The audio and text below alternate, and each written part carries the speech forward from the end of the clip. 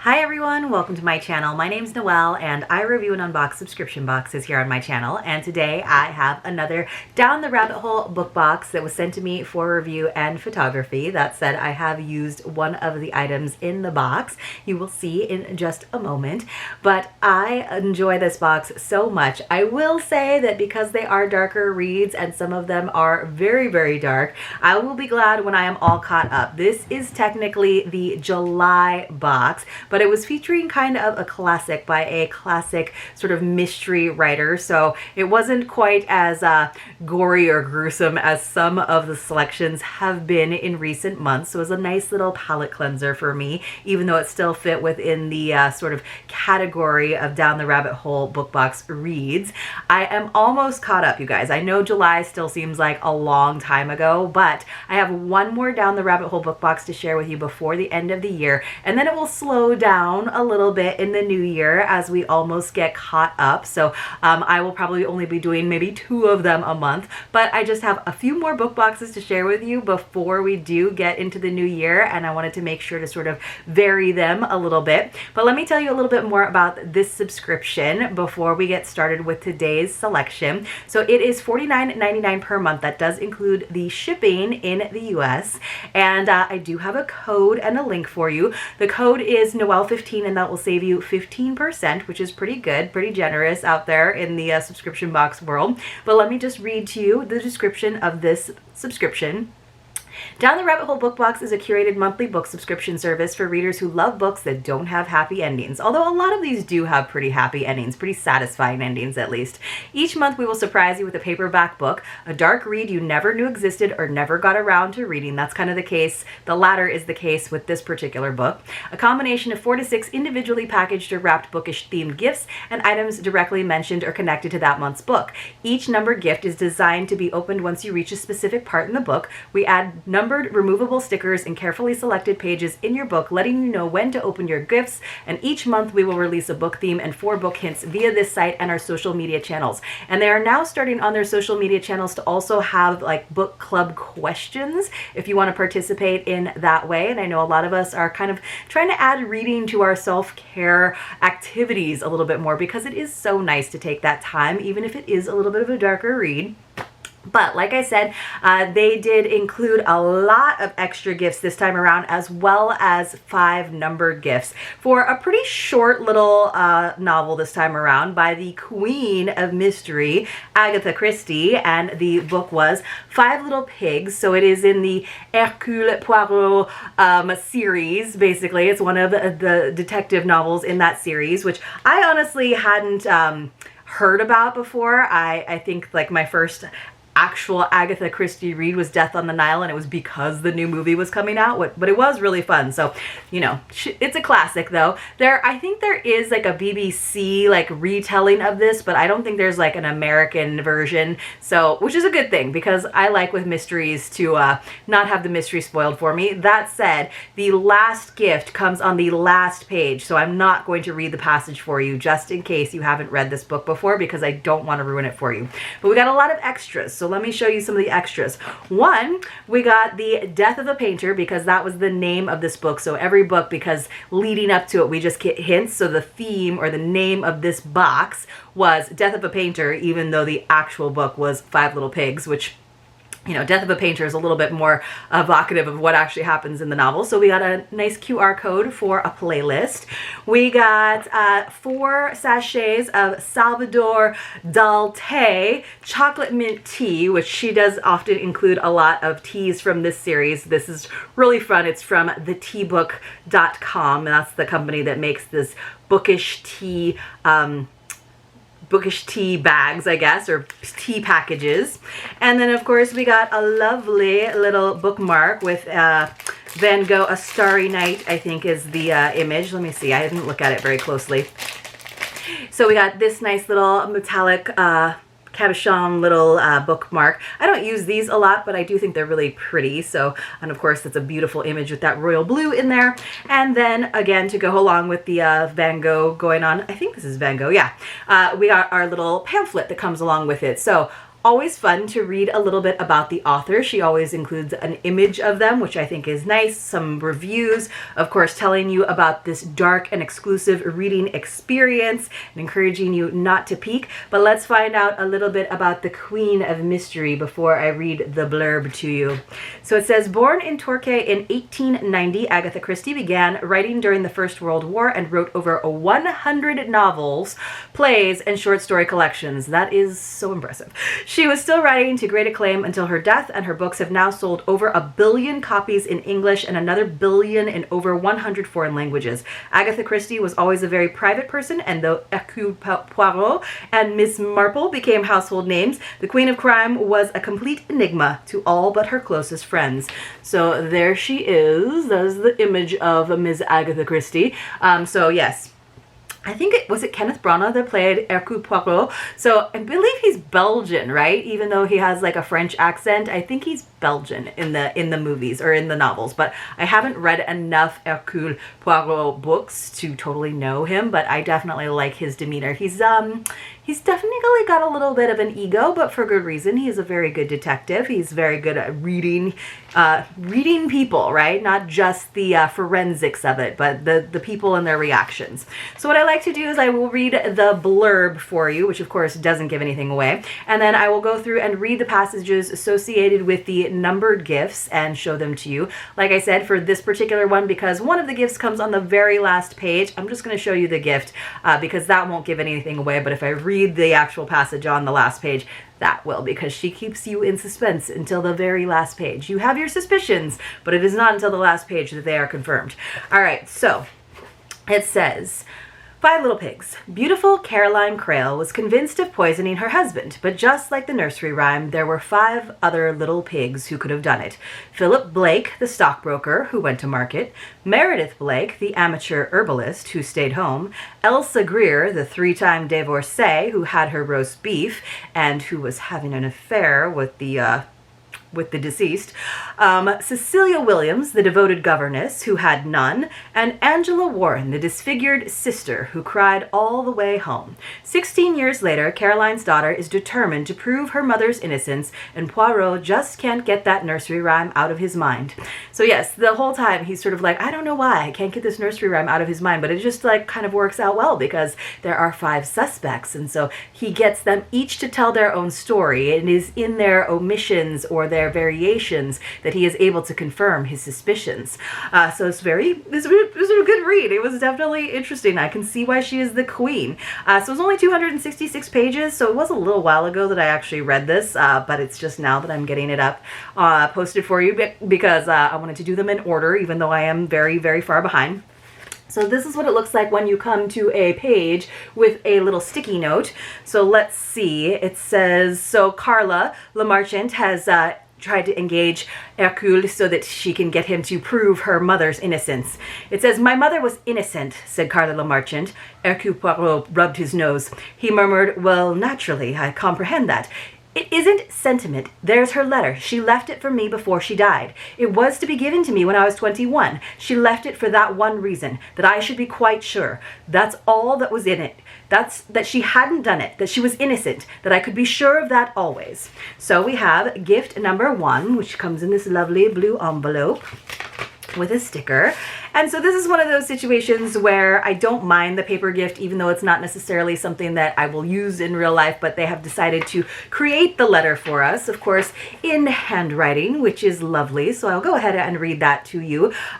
So it's pretty close. Pretty much all it is saying that it is her innocence, but I didn't mind that. So it says, my precious Caroline, I have asked for this letter to be given to you when you became of age. I am sure you know by now why you were unable to live a blissful life alongside your mother and father. Not being able to live the life I imagined alongside our family is hell on earth. I know I will not be here much longer, and I cannot go peacefully to be with Amias without my only daughter not knowing the truth. My darling, please believe me when I tell you that I did not murder your father. You are not the daughter of a murderous and vindictive wife. I have always believed your father and I were soulmates. At the time you read this, you might still be too young to understand this cruel, confusing world. In this life, everyone must pay their debts. Please know that I am at peace, and you are always so deeply loved. Your loving mother. So, like, nice little addition, but it is nice that we got 4 other actual, like, tangible gifts in addition. So let's move on to one of those, which the next one came on page 50 something. So usually the sticky note kind of helps me turn to it. So let me see, I have to find the gift to make sure that I know what it is. Oh, yes. So here, they are talking about the murder. So this is someone recounting the tale. Mrs. Krail opened the beer, poured it out, and put the glass into her husband's hand as he was standing before the easel. He tossed it off in one draught, a habit of his, I learned. Then he made a grimace, set down the glass on the table, and said, "Everything tastes foul to me today." Miss Greer upon that laughed and said, "Liver." Mr. Krail said, "Well, at any rate, it was cold." So, all right, so he likes to drink beer while he is painting. Sounds good. And they think that that is how he was poisoned, because they do in fact know that he was poisoned. The question is, who poisoned him? So here we have gift number 2. This I thought was actually a very cool gift. So then there was a box within. Kind of wonky box. This is kind of fun because I had opened this box ahead of time to take some photos, but then I actually saw this mug in use in a bar, oddly enough, in the Galapagos Islands at a bar that I was visiting, because there's a lot of breweries there, who knew?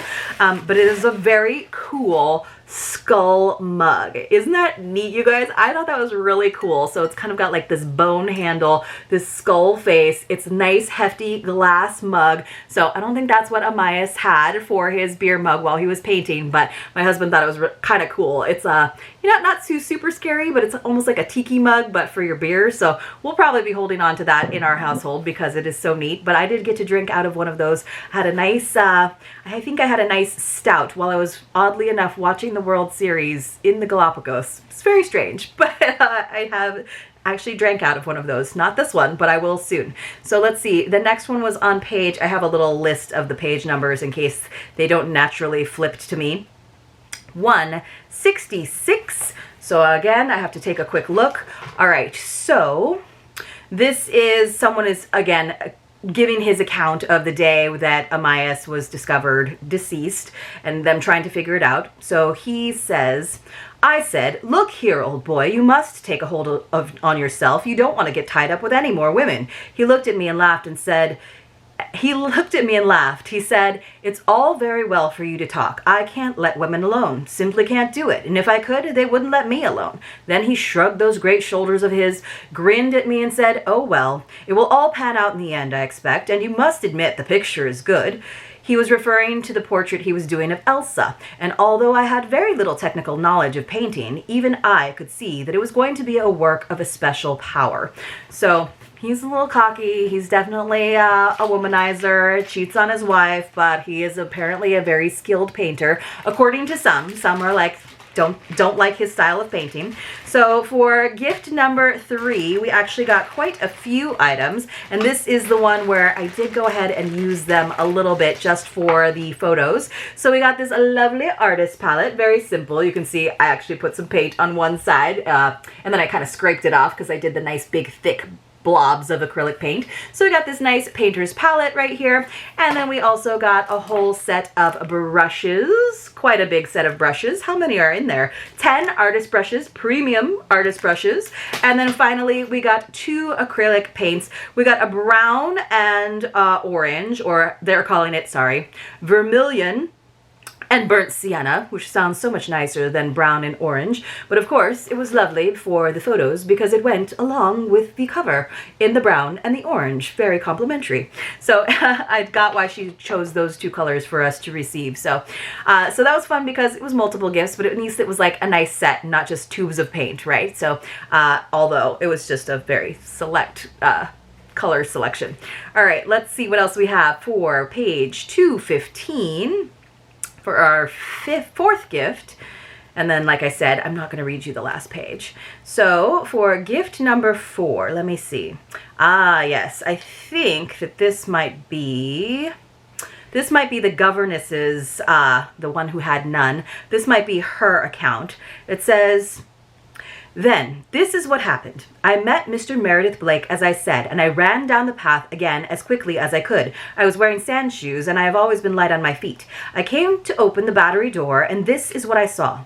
Mrs. Crail was busily polishing the beer bottle on the table with her handkerchief. Having done so, she took her dead husband's hand and pressed the fingers of it on the beer bottle. All the time she was listening and on the alert. It was the fear I saw on her face that told me the truth. I knew then, beyond any possible doubt, that Caroline Crail had poisoned her husband, and I, for one, do not blame her. He drove her to a point beyond human endurance, and he brought his fate upon himself. So she has no sympathy for the dead man. She thinks that she was completely in the right for doing that because he was cheating on her in front of her face. So she's okay with keeping that secret to herself all this time.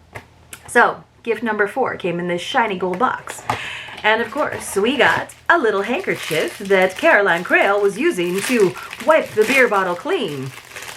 So this is a cute little handkerchief. Came in a little plastic. It's a little pink handkerchief with little pocket square with little birdies on it. Very, very simple, but you know, possibly useful. Not long enough, of course, to like tie around your neck or do anything like that, but it is a proper handkerchief, which you could use for something. Even just like a little pocket square, I think would be kind of cute with the little birdies. So that's what we got for that gift. And then finally, like I said, it came on page 266, and I shan't read it to you because it would give the gig up. And plus, you already know it was Caroline Crail. She was wiping the beer bottle clean. So it is gift number 5. So this was kind of fun. It didn't necessarily have to do with this particular book, but I will open it up for you. It's quite large. So I think I will open it up for you. I have to find the I have to find the flap. All right, here it is. Maybe. Perhaps.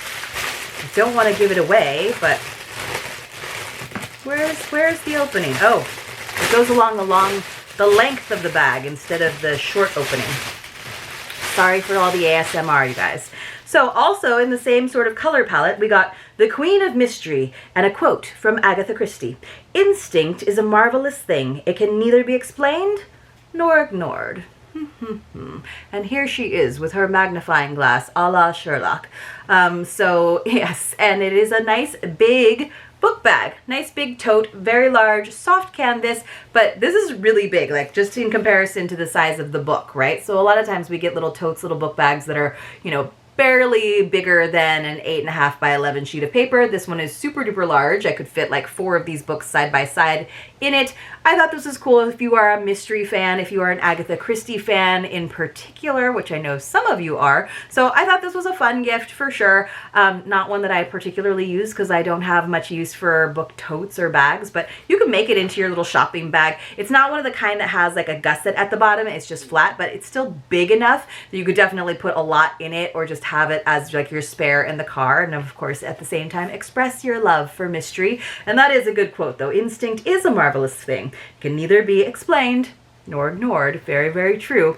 So you guys, let me know in the comments below what your favorite gift is. For me, I mean, I love the little extras that she always includes. I think it's cool to have a playlist to go along with it, although I can't listen to music while I'm reading. But this mug, you guys, I thought was super duper cool. Just kind of a cool interpretation of one of the moments, one of the key moments, one of the key scenes that we get replayed for us in different variations over and over in the novel.